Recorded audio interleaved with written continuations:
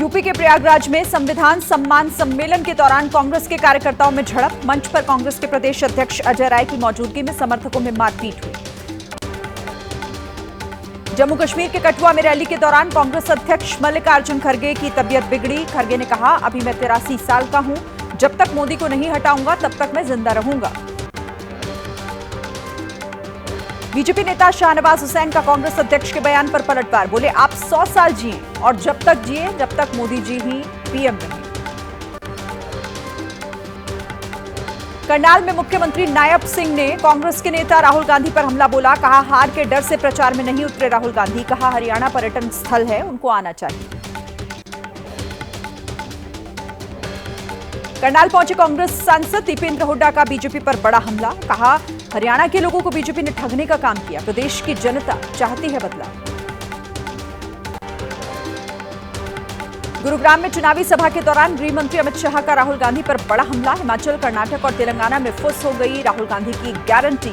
एक भी वादा नहीं किया पूरा, हर वादा पूरा करती है बीजेपी।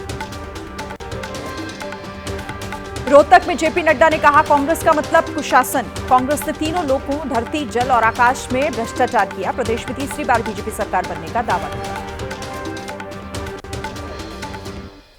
हरियाणा के रण में चुनावी सभा के दौरान अरविंद केजरीवाल का बड़ा दावा। कहा, बिना आम आदमी पार्टी के समर्थन के हरियाणा में नहीं बनेगी किसी की सरकार। पंजाब के मुख्यमंत्री भगवंत मान को अस्पताल से मिली छुट्टी। चंडीगढ़ में सीएम आवास पर सभी मंत्रियों और विधायकों से सीएम मान ने की मुलाकात। प्रधानमंत्री मोदी ने महाराष्ट्र को 11,000 करोड़ से ज्यादा की परियोजनाओं की सौगात दी। पुणे की मेट्रो ट्रेन को भी दिखाई हरी झंडी। महाराष्ट्र को महासौगात देने के बाद बोले पीएम मोदी, पिछली सरकार ने मेट्रो का एक पिलर भी नहीं लगाया। एकनाथ शिंदे के नेतृत्व में डबल इंजन की सरकार अच्छा काम कर रही है।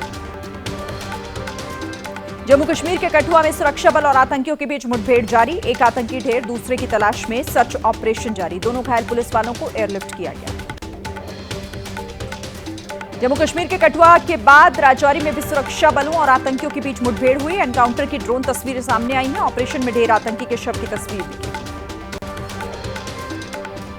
दिल्ली में कांस्टेबल की हत्या के आरोपियों की हुई पहचान। दोनों नांगलोई के रहने वाले। कल रात कार रोकने पर कांस्टेबल को कुचलकर भागे थे आरोपी। पुलिस दोनों की कर रही है तलाश। पश्चिम बंगाल में एक बार फिर बढ़ सकती है लोगों की परेशानी। राज्य भर के जूनियर डॉक्टर्स ने कल शाम 5 बजे से हड़ताल पर जाने का ऐलान किया। सरकार से सुरक्षा सुनिश्चित करने की मांग। बाढ़ प्रभावित इलाकों के दौरे पर निकली सीएम ममता बनर्जी का केंद्र सरकार पर हमला। कहा, बाढ़ से निपटने के लिए केंद्र से मदद नहीं मिली। नेपाल से पानी छोड़े जाने से मुश्किलें बढ़ गई। मध्य प्रदेश के भोपाल में गेस्ट टीचर्स ने रोका केंद्रीय मंत्री शिवराज सिंह का काफिला। कॉन्ट्रैक्ट टीचर्स को पक्का करने के वादे की याद दिलाई। शिवराज सिंह ने दिया आश्वासन। यूपी के मुरादाबाद में क्षत्रिय महासभा के कार्यक्रम में बीजेपी नेता संगीत सोम ने अधिकारियों को धमकी दी। बोले, सही से काम नहीं करेंगे तो जनता के जूते से पिटवाऊंगा। एसपी प्रमुख अखिलेश यादव ने ट्वीट कर सीएम योगी पर साधा निशाना। बीजेपी नेता संगीत सोम के अधिकारियों को धमकाने पर लिखा, जैसा जिसका होता हम चोली वैसी उसकी होती है बोली। बोकारो पहुंचे केंद्रीय मंत्री चिराग पासवान। कहा, झारखंड में चुनाव को लेकर गठबंधन पर बातचीत हो रही है। अकेले लड़ेंगे या गठबंधन में, इसकी तस्वीर जल्द साफ होगी। हरियाणा चुनाव से पहले गुरमीत राम रहीम ने फिर पैरोल की लगाई गुहार। 20 दिन के लिए मांगा पैरोल। 13 अगस्त को ही 21 दिन की फरलो पर बाहर आया था गुरमीत। झारखंड चुनाव के लिए बीजेपी और आजसू के बीच सीट शेयरिंग का फॉर्मूला लगभग तय। सूत्रों के हवाले से खबर, अमित शाह के आवास पर हुई बैठक में आजसू को 11 सीट देने पर बनी सहमति। अगले 1 से 2 दिनों में आधिकारिक ऐलान संभव। मध्य प्रदेश के इंदौर में धर्मांतरण के आरोप में जमकर हंगामा हुआ। पैसों का लालच देकर धर्म परिवर्तन कराने का आरोप। हिंदू जागरण मंच के कार्यकर्ता दोनों पक्षों को थाने ले गए।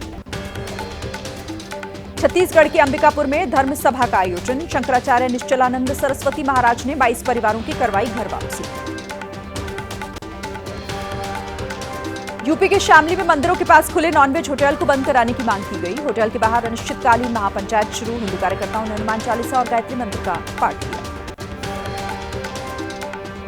महाकालेश्वर मंदिर के लड्डू प्रसाद बनाने वाली यूनिट के निरीक्षण के दौरान बीजेपी नेता ने चखी दाल। पिसाई से पहले बीजेपी नेता के दाल चखने पर हुआ बवाल। कांग्रेस ने धार्मिक आस्था से खिलवाड़ का आरोप लगाया।